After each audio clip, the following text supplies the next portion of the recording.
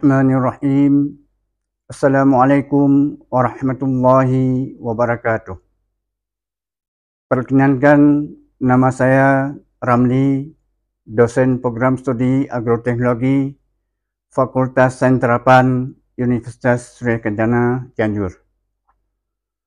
Pada kesempatan ini, saya akan menjelaskan tentang mata kuliah yang saya ampu, yaitu mata kuliah dasar agronomi, di mana mata kuliah ini adalah mata kuliah wajib yang disajikan di semester genap sebanyak 3 SKS. Adapun capaian pembelajaran mata kuliah dasar agronomi yaitu bertakwa kepada Tuhan Yang Maha Esa dan mampu menunjukkan sikap religius. 2. Kemampuan untuk mencanangkan, merancang sistem dan menerapkan ilmu dan teknologi budidaya tanaman dan lingkup pra dan proses produksi yang sejalan dengan prinsip-prinsip pertanian berkelanjutan, baik yang bersifat modern maupun yang mengangkat kearifan lokal secara efektif dan produktif.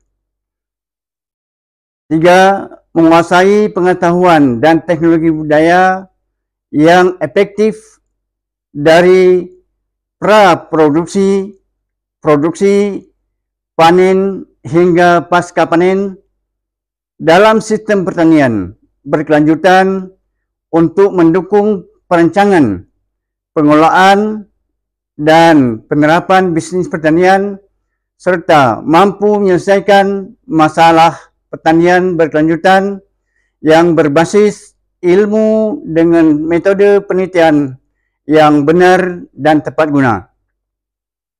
4. Mampu menunjukkan kinerja mandiri, bermutu dan terukur. 5. Mampu mengambil keputusan secara tepat dalam konteks penyelesaian masalah di bidang pertanian berdasarkan hasil analisis, informasi, dan data. 6. Kemampuan melakukan unjuk kerja dengan menggunakan konsep, teori, metode, bahan, dan atau instrumen yang diperoleh melalui pembelajaran dasar agronomi. 7. Mewujudkan transformasi potensi yang ada dalam setiap mahasiswa menjadi kompetensi atau kemampuan yang aplikatif. Materi pembelajaran yang diberikan kepada mahasiswa yaitu mempelajari yang pertama, mahasiswa mampu menjelaskan tentang ruang lingkup ilmu agronomi. 2. Mahasiswa mampu menjelaskan ilmu agronomi dan hubungannya dengan disiplin ilmu lain. 3. Mahasiswa mampu menjelaskan dan membedakan perkembangan pertanian Indonesia. 4. Mahasiswa mampu menjelaskan dan mempresentasikan peranan agronomi untuk peningkatan kesejahteraan manusia. 5. Mahasiswa mampu menjelaskan dan mengidentifikasi daerah asal dan aspek tanaman. 6. Mahasiswa mampu menjelaskan dan mengidentifikasi hubungan tanaman dan lingkungan. 7. Mahasiswa mampu menjelaskan dan membedakan pertumbuhan dan perkembangan tanaman. 8. Mahasiswa mampu menjelaskan metode pemeliharaan tanaman untuk mendapatkan varietas baru. 9. Mahasiswa mampu menjelaskan dan terampil membedakan cara perbaikan tanaman. 10. Mahasiswa mampu mengenal sistem perkuliahan dasar agronomi ini menggunakan model hybrid, yaitu daring dan luring. Untuk daring, kita menggunakan Zoom meeting dan WhatsApp group. Dan untuk pengumpulan tugas, kita menggunakan penyimpanan WhatsApp dan Google Drive. Serta untuk strategi dan teknologi informasi, kita menggunakan berbagai strategi dan memanfaatkan teknologi informasi yang ada agar mahasiswa lebih mudah dan komprehensif untuk memahami mata kuliah ini. Kemudian untuk metode mata kuliah ini, saya menggunakan 3 metode, yaitu yang pertama, metode ceramah, yaitu agar mahasiswa mampu memahami materi mata kuliah secara komprehensif dan adanya interaksi antara dosen dan mahasiswa. Kedua, metode diskusi kelompok, yaitu agar pendalaman materi tersampaikan dengan baik dan mampu bekerja sama secara kelompok serta mampu menghargai pendapat orang lain. 3. Metode kuis, yaitu mahasiswa mampu menganalisis secara mandiri dari materi kuliah ini dan mampu memperdalam literasi mahasiswa dengan mandiri. Untuk mempermudah penyampaian materi, saya selalu mempersiapkan bahan ajar berupa slides, presentasi, handbook atau bahan literasi online agar mahasiswa mampu meningkatkan kemampuan literasinya dan memperdalam materi secara luas serta memanfaatkan teknologi informasi dengan maksimal. Sedangkan untuk sistem penilaian, saya memberikan penilaian tentang teori 60% dan 40% penugasan. Untuk teori 20%, keaktifan 20%, UTS 20%, UAS. Dan untuk penugasan yaitu 10% portofolio dan 20% tugas terstruktur dan 10% mandiri. Berikut ini saya akan tampilkan video perkuliahan tentang dasar agronomi dan kita saksikan video berikut ini. Assalamualaikum warahmatullahi wabarakatuh. Waalaikumsalam warahmatullahi wabarakatuh. Selamat siang, salam sejahtera untuk kita semua. Sebelumnya, saya mengabsen.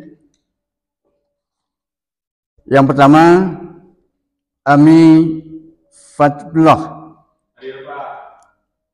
Deswita Nazwa Nur Anissa, Dinda Deswita Rosifa, Fauzan Abdul Aziz, Galih Prasetyo, kemudian M. Sidki Nur Hidayat, Madya Rizki Sukmana, Muhammad Fakhri, Muhammad Galih Basam, ini tidak dipilih lagi, Muhammad Ismail, Nabila Salsa Rahma, Naila Nur Anissa, Neng Siti Muzdalifah, Rafi Maulana, Raya Rahma Khairani, Ridho Nur Ramadhani, Ridwan Muhammad Saleh, Rohman Ardiansyah, Rozan Ramadan, Dalfa Dalia Putri Nazira, Nulendra Sabri Wira Saputra, Upi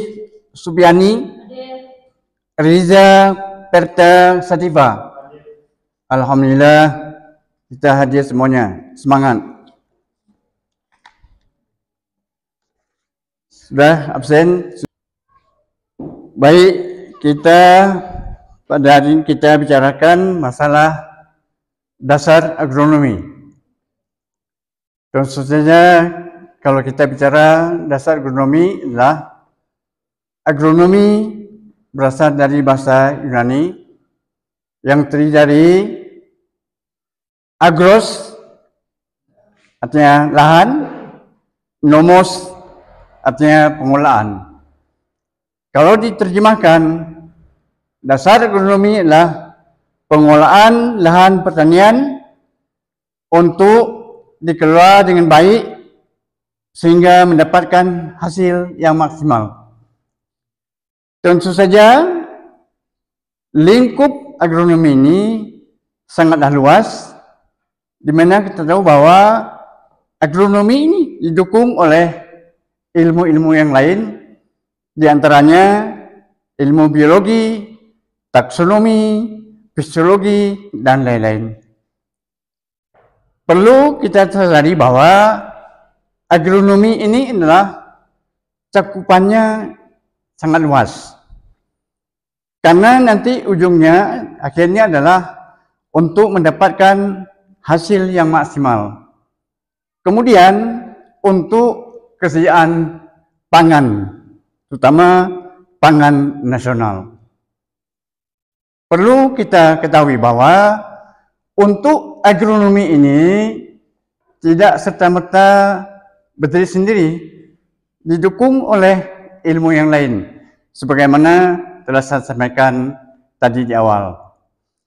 Tujuan mempelajari agronomi ini adalah untuk mendapatkan hasil yang maksimal yang diharapkan baik oleh pemerintah pusat, pemerintah daerah, dan untuk jadikan lumbung pangan ke depan. Tentu saja tidak serta-merta pasti dalam agronomi ini adalah dipengaruhi beberapa hal nanti. Yang pertama, dalam agronomi ini nanti ada yang namanya alih fungsi lahan. Alih fungsi lahan tentu saja ada positifnya dan ada negatifnya. Kenapa terjadinya alih fungsi lahan? Dan apa itu alih fungsi lahan itu? Alih fungsi lahan yang pertama, karena terjadi alih fungsi lahan, contoh, lahan pertanian yang produktif dijadikan perumahan, dijadikan atau dibangun hotel, dan lain sebagainya. Tentu saja, dalam agronomi ini harus disadari pemanfaatan lahan yang maksimal untuk menaikkan produksi yang maksimal pula. Tentu saja, dalam agronomi ini perlu dipahami agar lahan-lahan yang tersedia agar benar-benar dimaksimalkan. Kalau tidak bisa dimaksimalkan, maka terjadinya alih fungsi lahan. Yang kita kenal, alih fungsi lahan tentu ada penyebabnya. Ini perlu kita catat dan kita pahami bersama. Ketika terjadi alih fungsi lahan, maka lahan semakin sempit. Kenapa lahan semakin sempit?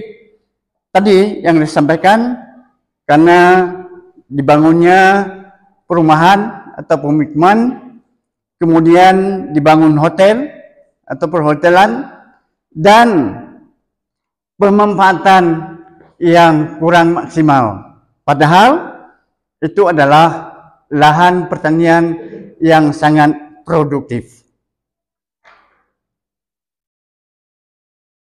Adik-adik sekalian, perlu juga dipahami kenapa terjadinya alih fungsi lahan ini. Alih fungsi lahan, kalau kita pikirkan secara ilmu agronomi, karena semakin sempitnya lahan yang sedia, Yang sebabkan apa tadi saya sampaikan, karena dibangunnya pertokoan yang tidak bermanfaat. Kemudian alih fungsi lahan karena dibangunnya pemukiman atau perumahan atau perhotelan. Sehingga lahan semakin sempit, akhirnya apa yang terjadi? Sering kita lihat, baik dari apa yang kita sampaikan tadi terkait dengan pemanfaatan lahan, kemudian nanti pasti di situnya ada namanya pertumbuhan dan perkembangan tanaman. Dalam hal ini, kita harus bisa membedakan antara apa itu pertumbuhan dan perkembangan tanaman. Tentu sini ada pertanyaan-pertanyaan dari teman-teman semuanya. Apakah ada yang tahu, ada yang nanyakan? Silakan. Bapak izin bertanya, saya Roza Ramadan. Ada satu pertanyaan dari saya, yaitu kan di dalam dasar agronomi itu ada istilah yang namanya pertumbuhan dan perkembangan. Nah, perbedaan dari kedua hal tersebut itu apa, Pak? Sebelumnya terima kasih. Pak, saya menanggapi pertanyaan dari saudara Rojan bahwa pertumbuhan adalah proses kuantitatif, yaitu berupa peningkatan ukuran tanaman seperti berat, tinggi, jumlah daun. Nah, pertumbuhan ini bersifat irreversibel dan dapat diukur. Sedangkan perkembangan adalah proses kualitatif, yaitu perubahan menuju kematangan fisiologis tanaman seperti pembentukan bunga dan buah. Nah, perkembangan ini juga mencakup diferensiasi sel dan perubahan ukuran. Terima kasih. Baik, terima kasih atas pertanyaannya Saudara Rozan yang cukup bagus dan sangat mendalam pertanyaannya. Kemudian terima kasih kepada Saudari Deswita yang telah memberikan tanggapannya juga cukup akurat dan bagus. Dan semuanya terima kasih. Dan hal ini apa yang telah saya katakan tadi, dalam hal ini ada pertumbuhan dan perkembangan tanaman. Tadi sudah ditanyakan dan sudah dijawab sangat akurat. Itulah dalam agronomi ini ada nantinya ada pertumbuhan dan perkembangan tanaman. Kita bicara masalah pertanian pasti ada identik dengan tanaman. Nah, sekali lagi terima kasih Saudara Rozan yang telah mengajukan pertanyaan, dan terima kasih juga kepada Saudari Deswita yang telah menjawab dengan tepat dan akurat. Jadi, adik-adik sekalian, apa yang telah kita sampaikan tadi dalam materi dasar agronomi, tentu saja kita semua paham bahwa dalam dasar agronomi ini tidak berdiri sendiri, dibantu oleh mata kuliah yang lain atau ilmu-ilmu yang lain. Nah, sehingga kita dapat mengambil kesimpulan bahwa dalam dasar agronomi ini ada pertumbuhan dan perkembangan tanaman. Dan untuk adik-adik, mohon dibaca materi-materi yang lain atau bahan-bahan ajaran lain untuk pertemuan kita ke depan atau pertemuan selanjutnya. Tentu adik, semuanya apa yang kita sampaikan pada hari ini semuanya sudah dapat dipahami dan dimengerti, dan materi yang kita sampaikan hari ini adalah merupakan fondasi dasar agronomi. Karena apa? Nanti akhirnya adalah untuk mendapatkan hasil yang maksimal. Tentu saja tidak terlepas dari pengolahan, pengelolaan, dan sebagainya. Terima kasih adik-adik semuanya. Untuk pertemuan minggu depan, tolong dibacakan lagi materi, dan kita nanti mungkin kita bagikan kelompok sehingga materi yang kita sampaikan ini agarnya nyambung dengan penyampaian yang berikutnya. Tentu saja dalam dasar agronomi ini luas sekali jangkauannya. Terima kasih atas perhatiannya. Wabillahi taufiq wal hidayah. Wassalamualaikum warahmatullahi wabarakatuh. Waalaikumsalam warahmatullahi wabarakatuh.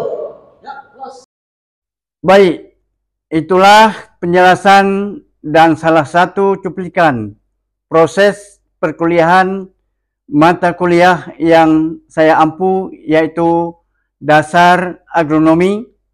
Semoga bermanfaat dan terima kasih atas perhatiannya. Tetap semangat dan senantiasa jaga kesehatan.